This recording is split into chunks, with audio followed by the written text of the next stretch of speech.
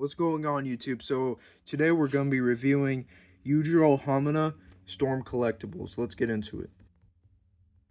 So this is how the figure looks like straight out of the box, and we're going to start off with his details. The details on him are very amazing, from how good the sculpt is to like how really realistic he does from the anime. And just like getting how the Baki figures look into a small head sculpt, I think is super cool. I mean, they obviously did it with like statues and stuff, but I think that they did amazing on this. But we're going to get to the pros and cons towards the end of the video about why I think you should buy it and small little cons of why I don't think you should buy it. But seeing from all this already, it just looks amazing. Base price, this is $100, but I did not get lucky, and this was like 140 bucks. But the person who shipped it was amazing. It got here fast, and it came in perfect condition. As you saw with the box at the start of the video, it was amazing. But the details are very good. The materials are very good. The material on his chest is squishy, but it's not like that anywhere else. But the reason why they did that for the chest is because it can move with his back. It can go forward and up like that, same with the neck. But let's go ahead and get to our next step with articulation. Alright, so starting off with the neck joint, it goes side to side very good, and the up and down isn't the best, but honestly, it is a lot good for how buff his neck really is. His head goes side to side, pretty good. But the head itself barely goes up and down, and it like the ball peg is very like not good. But it's for how like much of a sculpt there is, it like you can't really complain. But T-pose, he goes up out of a T-pose pretty good.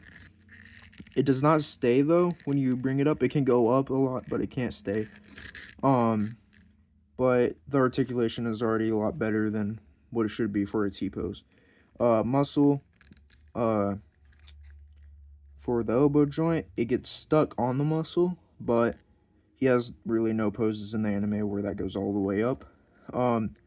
Wrist joint, it does basic wrist joint stuff, but it's pretty good. Bicep swivel goes all the way around and all the way back.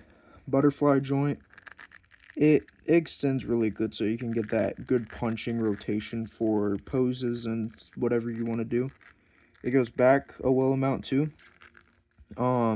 For mid torso, it doesn't crunch. It crunches all right. Like, it's not the best, but it, like, again, I don't think he does stuff in the anime like that. But if that's something that you don't like, then there you go. But waist, it goes back way far and goes forward. It goes forward really good. And now going down to the legs, the thigh swivel is not good. It gets stuck on the back pretty good. Same with the other one, so I think it's just how it's made. For split, you can do that split from the anime. I don't know. Oh yeah, it can go all the way. I just had to do a little bit of force, but once you get it there, it goes all the way. And for the knee, his leg goes all the way back. It has a built-in double joint, I think, so you don't have to pop it in there for it to go like that. So it looks very good. Goes all the way. Very, very smooth. Like, everything isn't... It's not too stiff. It's not too loose. It's just perfect. His foot, it goes straight. It goes straight pretty good. Doesn't go back too far. It's not loose. And it goes all the way around. Has a simple peg in there. And his toes flex perfectly. Like, it goes all the way back, does not go too far in, and does not scrape the paint. But mine got a little bit unlucky, and it looks like my paint did scrape off. Hang on. Let's do a little test real quick and see if it actually scrapes whenever I do that. Okay, so it looks like I got unlucky with my paint, actually. So, his foot might become scratched, which that kind of sucks, but I'm not too angry about it. But that does it for articulation. Now let's get into his hands, heads, and clothing. And feet. He has little shoes that he can put on too. But just a fast little look. You can see where his toes go in and then gets hidden. And, oh yeah, this comes off pretty easily. But it's because I haven't really extended that. But about the same. And you can see his skin color under there. But, like, since it's facing the ground, it doesn't. It's not that bad. And there's a little bit peeping through there. But it's not terrible. But, yeah, let's get into the heads. Alright, so we got the grinning head. And the hair is very spiky. And it has not fallen off. The paint is very nice. Not too flimsy. It just stays sculpted there. But let me know if this is an angry face or if this is a smiling face that Yuujiro does. I am not fully caught up in the anime, and I don't really know. But just let me know. I don't know what this is. But I know for sure this is an angry face. And the way his eyebrows are pointed just looks sick to me. And how his eyes are widened out. His hair's just kind of slicked back, but you can see like how it does when it gets erosion.